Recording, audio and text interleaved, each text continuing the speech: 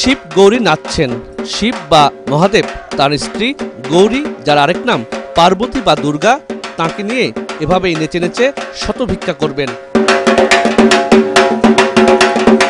অর্থাৎ অন্তত 100 পরিবার বা জনের কাছে যাবেন ভিক্ষার জন্য। এই নাচ এবং ভিক্ষা নিয়ে একাধিক মত রয়েছে শাস্ত্রকারদের। তবে সংহার বা ধ্বংসের দেবতা যেন রুষ্ট না হন, আসছে বছরটি যেন ভালো যায়, তাই ভিক্ষার অর্থেই রাতে হবে শিবের গাজন বা নীল পূজা। তারা নৃত্য করে, এই নৃত্য করে বাবা মায়ের কাছে যে নতুন বছর যেন ভালো হয় এবং চৈত্র মাসটা যেন তাদের ভক্তদের প্রীতি সবার যেন মঙ্গল হয়, এই কামনা করে সনাতন ধর্মাবলম্বীরা এভাবেই চৈত্র সংক্রান্তির আগের দিন এই ভিক্ষা রীতি মানেন। এরাই এখনও দেশের মুদি মনোহরী, স্বর্ণ, মিষ্টি, কাপড় ব্যবসার বড় অংশ নিয়ন্ত্রণ করেন। সংক্রান্তি অর্থ মাসের শেষ। পৌষ আর চৈত্র সংক্রান্তি দুটি বিশেষ অর্থ বহন করে সনাতন ধর্মবিশ্বাসীদের কাছে। বিশেষ করে চৈত্র সংক্রান্তিতে ব্যবসা প্রতিষ্ঠানে নতুনত্ব আনার চেষ্টা করা হয়। তবে দীর্ঘদিন ধরে লোকনাথ পঞ্জিকা অনুসরণকারী এই ব্যবসায়ীরা সরকারি রীতি অনুসরণ করতে পারেন না, এমনকি পারিবারিকভাবেও সমস্যার সৃষ্টি হয়।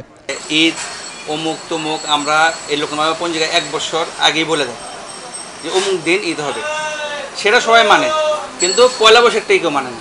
পরের দিন হয়তো আমাদের লোকদের দাওয়াত দিতে হয়, লোক আসা যাওয়া হয়, একটু বাইরে আমরা যেতে পারি না, ওদের একটু সমস্যাই দেখা দেয়। মিষ্টি পাওয়া যায় না, তারপরে গাড়ি ঘোড়া অনেক যানজট হয়, ঘুরতে যাওয়াম না, কোনো জায়গায় নিমন্ত্রণ করলে যেতে পারব না। পয়লা বৈশাখের দিন বেশিরভাগ ব্যবসায়ী সংক্রান্তি করবেন, আবার অনেকে চৈত্র সংক্রান্তি করছেন। তবে তারপরও আয়োজনের ব্যাপকতা থেমে নেই। আগে পরে যেদিনই হোক না কেন, আছে হারিয়ে যাওয়া জবের ছাতু নৈবেদ্যের জন্য। হালখাতার খাতা, ব্যবসা প্রতিষ্ঠান, বাড়ির জন্য শীতল পাটি বিক্রিও চলছে। কত করে বিক্রি করতেছেন? ওটা 500 হইতে 400 আর 350। এই পর্যন্ত 4-5টা বিক্রি করছে, আনছি মনে করেন 1000 পিস। একদিকে লোকনাথ পঞ্জিকা, অন্যদিকে বাংলা একাডেমির বর্ষপঞ্জি, এ দুয়ে বিভক্ত পুরো বাংলাদেশি সমাজ।